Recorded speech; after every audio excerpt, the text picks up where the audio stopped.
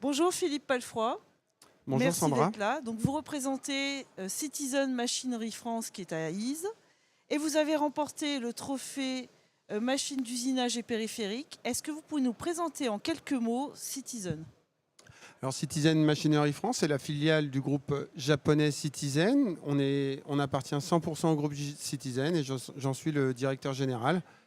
Nous distribuons deux types de machines, des poupées mobiles, Citizen Syncom, et mobile fixe, Citizen Miano. Est-ce que vous pouvez donc nous décrire en quelques mots l'innovation qui vous a permis de remporter ce trophée? Alors l'innovation qui nous a permis de remporter ce trophée est une intégration d'une fonction qui existe déjà depuis une dizaine d'années, j'allais dire, sur les marchés, c'est la soudure par friction. Donc la soudure par friction, normalement, pour une pièce de ce type-là, il faudrait d'abord usiner l'aluminium sur une machine, le cuivre sur l'autre, et ensuite intégrer sur une autre machine pour réaliser cette soudure. Aujourd'hui, cette soudure est intégrée directement sur nos tours, que ce soit donc sur de la poupée mobile ou sur de la poupée fixe. Donc, si je comprends bien, l'innovation, vraiment, c'est parce qu'elle a été intégrée à la machine et donc elle évite de réaliser des opérations supplémentaires en dehors de l'usinage. Alors c'est effectivement une innovation qui nous permet de gagner du temps à l'usinage, de sortir des pièces finies, mais aussi d'être dans une démarche économique pour nos clients industriels, puisque sur une poupée mobile, on a ce qu'on appelle une chute de barre. Cette chute de barre peut être soudée à la barre entière qui arrive, et ainsi usiner cette chute de barre et réaliser des pièces. Donc, ce qui permet de réduire la matière que l'on met au rebut. Est-ce que vous pouvez nous montrer, par exemple, quand ces barres sont soudées, ce que ça donne et la partie justement qu'on ne peut pas utiliser? Alors, sur une poupée mobile, par exemple, en théorie, la chute de barre est de l'ordre de 20 à 30 cm. Aujourd'hui, on a soudé ici la chute de barre à la nouvelle barre. Vous avez ici un bourrelet. Il suffit de tourner le bourrelet et de réintégrer cette barre dans l'embarreur pour ensuite tourner. C'est-à-dire que les 20 cm de chute de barre sont utilisés et donc il n'y a pas de perte d'argent pour notre client. Mais aussi, c'est une démarche écologique puisqu'il y a moins de recyclage à faire en termes de rebut. Est-ce que cette technologie s'adapte sur vos deux types de machines, c'est-à-dire les poupées fixes et les poupées mobiles? Alors bien sûr, ces deux technologies ont été développées par le groupe Citizen sur nos deux types de machines, donc poupée fixe et poupée mobile. Poupée mobile, on vient d'en parler avec notamment l'économie de cette chute de barre.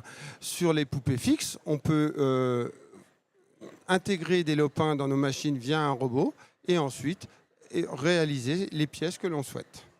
Est-ce qu'on peut rentrer un peu plus dans le détail technique justement de cette fusion et ce qui se passe au niveau du métal qui est fusionné, notamment quand on a deux matières? Alors quand on a deux matières, en fait, c'est pas une fusion, c'est ce qu'on appelle une fusion à l'état solide, c'est-à-dire qu'on n'atteint pas le point de fusion et donc le métaux en liquide. On atteint le point juste avant le point de fusion, on tourne pour que les pièces, les matières se ramollissent et par une pression de la broche, on vient les intégrer les unes aux autres. J'allais dire les microparticules s'intègrent les unes aux autres et c'est ce qu'on appelle une fusion solide. Donc du coup, si je comprends bien aussi, et ce qu'on voit sur les pièces, c'est que finalement c'est très propre et on ne voit pas du tout le point de raccord entre les deux quand on a enlevé... Alors le point de raccord, le raccord entre les deux, comme je dis, on exerce une pression. Cette pression crée un bourrelet. Et ce bourrelet, une fois qu'on vient le tourner, on arrive sur une pièce qui est propre, avec une soudure impeccable, sans imperfection. Ce type d'innovation va intéresser quel client et quel marché? Alors, dans un premier temps, ça va intéresser nos clients poupées mobiles, je pense, pour le gain sur la matière qui devient de plus en plus cher. Et cette fameuse chute de barre coûte très cher à recycler et ce n'est pas la peine qu'on achète pour les jeter. Derrière, on a tout ce qui est data center, pièces de conductivité qui sont beaucoup utilisées par nos clients et réalisées. Et quand ils ont besoin de 3 machines pour réaliser cette pièce-là, aujourd'hui, je leur en propose une avec un système développé par Citizen. Est-ce que, pour conclure, vous pouvez nous dire ce que représente pour vous l'obtention de ce trophée? Ben, l'obtention de ce trophée représente pour nous une